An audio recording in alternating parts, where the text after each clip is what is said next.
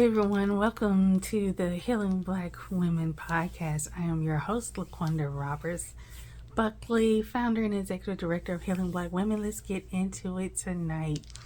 Okay, so I know you see the title. I wanted to talk about why I don't hate black men. Because this came up because I was having a conversation with a black man, and I end up sharing some of the things that I've gone through in life, and he said, "I'm surprised that you don't hate black men."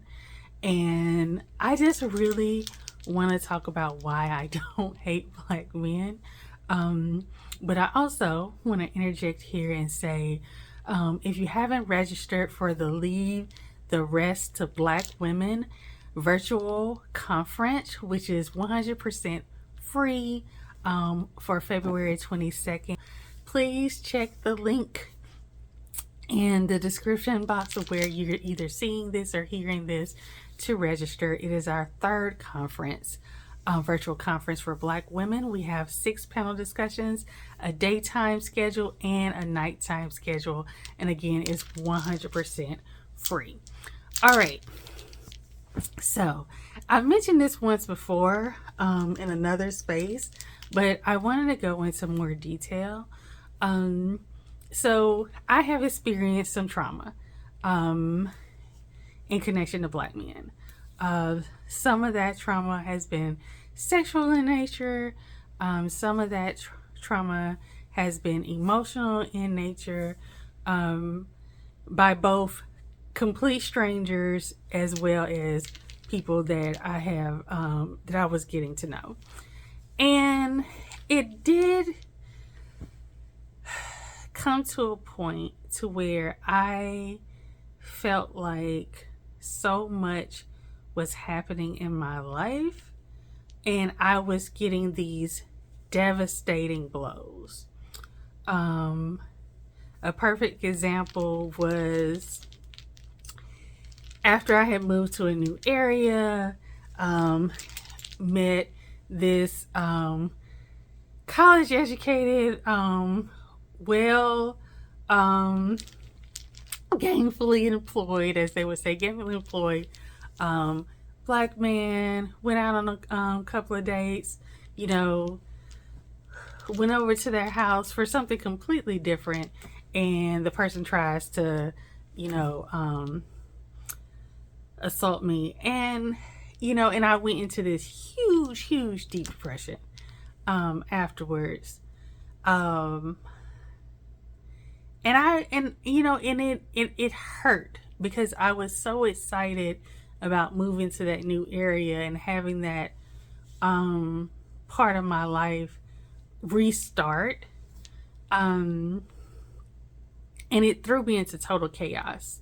And it took a minute for me to find my feet. And in that process, in finding my feet, I had a very bad friendship breakup. My best friend, or my closest friend, at the time, passed away, and I was spiraling. And in comes me trying to find somewhere to go to get some mental health support, and I come across, and things lined up. I come across a black man who's a psychologist, and I schedule, we're able to get me in, and I literally go and I sit on this man's couch in his office, and he actually had a couch, and I cry, and I cuss, and I say the N-word, and I'm letting all this stuff out, and then I'm like, I'll be back next week. And I would have to say, for me, a lot of the work that I did with that psychologist for years really wasn't focused around black men specifically. It really was focused around dealing with the things that I was dealing with, but also realizing that, hey, I am a particular type of person.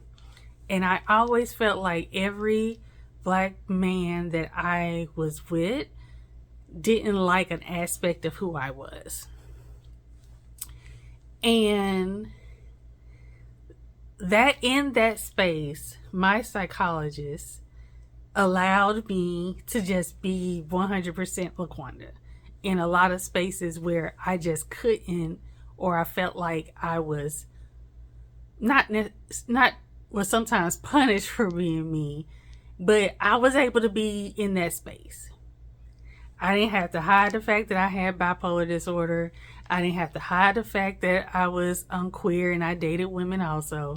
I didn't have to hide the fact that I cussed like a sailor. I didn't have to hide the fact that I'm probably a borderline hoe. I didn't have to hide any aspect of my personality.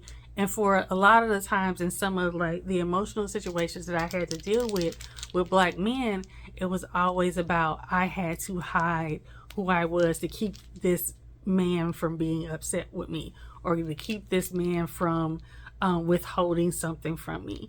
I had to hide like that I have a really high sex drive and I enjoy sex, and I had to hide those things in my personality to fit with somebody. And people ask me, why are you like this? Why are you there? And in that space with that, with my black psychologist, who is a man, I began to heal. And I realized that for many years, I had already been in a space to where I was allowing myself to be healed by black men who never caused me any harm. To this day, my closest friend, that your truths, that closest circle, they're black men or studs. And I constantly had this wave of people beginning to come into my life who were putting up shields of protection around me that the black men that I either had dated or the black men who tried to assault me, that I never got that shield of protection from them. And they began to put it up around me through their friendships. And I just want to, it's not I have my female group of friends and I have my male group of friends. No, I talk to these people almost every single day. Like, these are my core people, and they're constantly pouring into me, constantly making sure that I'm okay. When I got assaulted, when I was assaulted because of my career, what I did for a living, working in crisis, the first person that I called and actually heard me out was a black man. The first person that physically made sure that I was okay was a black man that really had no true connection to me. Making sure, are you okay? Are you stable? Are you fine? And so when I tell people the experiences that I've had, and they have been some very rough experiences,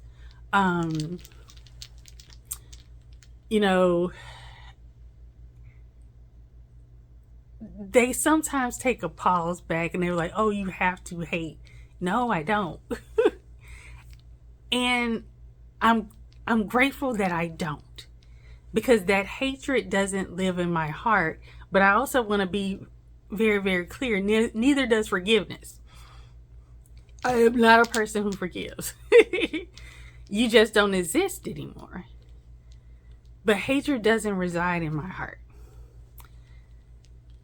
Instead of wasting my energy on that hatred, it really, really, my very black male psychologist really, really, really helped me see in those moments when everything could have caved in and I could have been living in the fullness of hatred, and see just how many black men in my life cared about me, loved me, and poured into me on a daily basis. And that was probably one of the best things that I have ever experienced in my life, were black men who did not have to love me, black men who did not have to protect me because they didn't have a romantic connection to me whatsoever. They genuinely cared about my emotional well-being.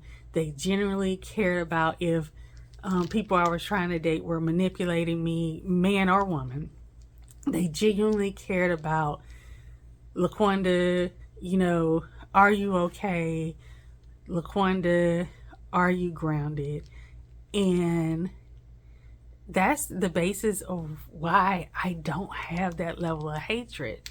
And I don't have hatred, period. When I started healing black women, a lot of you, if you don't notice, I don't talk about relationships. I typically don't talk about romantic relationships when it comes to the overall wellness of black women. Now, do I talk about situationships on TikTok? That's another thing. But I generally don't talk about relationships because for me, it was so much more of me that I wanted to share and I wanted to pour into black women about, because sometimes, and I've done this in a YouTube video, if I remember, I'll link it. I always said I felt like relationship conversations about black women have become so commercialized, right? When you're one of the least coupled, least likely groups to be coupled, it can get it, people pour into how to get black women in relationships. Buy this book, buy this course, pay for this panel. Our relationship status as black women has really become like this commercial machine, because we desire connection and protection, regardless of what sexuality you are. But in this particular thing, we're talking about black men and black women, heterosexual relationships. Well, let me not just say heterosexual relationships, but relationships with black men and black women.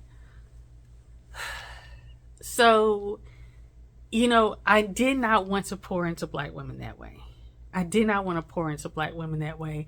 And I wanted to have an opportunity to pour into women who I knew were experiencing hurt from relationships, but I wanted to remind them that there are also other areas that we have to focus on healing and wellness, and that we also need to go to therapy because there's other things happening in our lives, and that's not just because we've had bad breakups.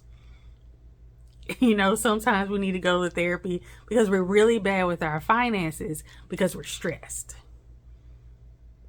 So things became more. It's like there was a foundation of protection around me. And I'm going to tell y'all this. And this is something that's personal. I was getting to know someone, and I don't know how it would ever go. But in the first conversation I'm having with this person, the first thing they say is that, you'll always be protected with me. And when they said that, I 100% believed them. And it wasn't, oh, you'll be protected with me, or you safe with me when you at my house when I'm trying to hit. It is, you will always be protected with me. And I believed them. And it was the first time. I am 45 years old. It is the first time somebody said that to me, and I believed them, because for me, when I heard them and they explained, they were talking about you can be 100% yourself around me. You can, because I was talking to them and I was trying to stop myself from cursing. And they stopped me and it was like, look, I know you curse like a sailor. Be yourself. And, it's like I can have certain conversations without judgment. I can just be Laqwanda. The person that I try to be in front of y'all, I can be that person with them. And just breathe in being that woman that I am. All of the woman that I am. And so for me, it's not even about hating Black men. It is genuinely about being myself. And that energy of focusing on men and going after the podcast mic guys, nothing inside me has that energy or smoke for them people. There are other people who do it well, but nothing inside me has that energy for them because they're just not my priority. Like, they're not my priority. They're not my priority. And so, yes, I've had a lot of things I've had to work through. And I did come out on that other side in a beautiful, peaceful space. A lot of it was because of also my faith. I'm Buddhist. But y'all, they're not the center of my world. Men aren't the center of my world. Relationships aren't the center of my world. And everybody can be a dog. Everybody can be a... Well, we won't put that in there. But I've had these beautiful experiences that for me hold more weight than any level of trauma that I have ever experienced with Black men. And I consider myself protected by my friends, and I believe the people who tell me that I am fully protected with them. Your words can lie, your actions can be manipulative, but your energy, that energy is going to tell you the whole story. And a lot of people, depending on your space, what you believe, some people say discernment. For me, I can read energy immediately because that's part of the world that I live in. Your energy will always tell me who you are. And for this time, I have no space for people who cause me harm or who could cause me harm. And so and if y'all seen some of my videos on my personal account, even though I may not be living in that space of experiencing the love and affection and attention that I desire, my heart is still warm at the possibility of not just the presence of that, but really the fact that I know things are possible. But the fact that I know that I get to experience the love of Black men and people with masculine energy that have no romantic connection to me fills me up with the core, because my journey with trauma for Black men, I did not shut down. And I had people, Black men, step in and nurture that part of me that I wanted to hide. But for whatever reason, the universe poured enough into me to not allow me to go into my shell. So I can't hate Black men. There's a lot of them, I don't like their actions, but I don't hate black men because the black men that I met showed me all the reasons why I can still have positive emotions towards a group that has really, for a lot of my life, caused me a lot of harm. Or this isn't my typical, hey, point A, point B thing, but this is just me sharing. Like, I don't have hatred because there's just too much love here.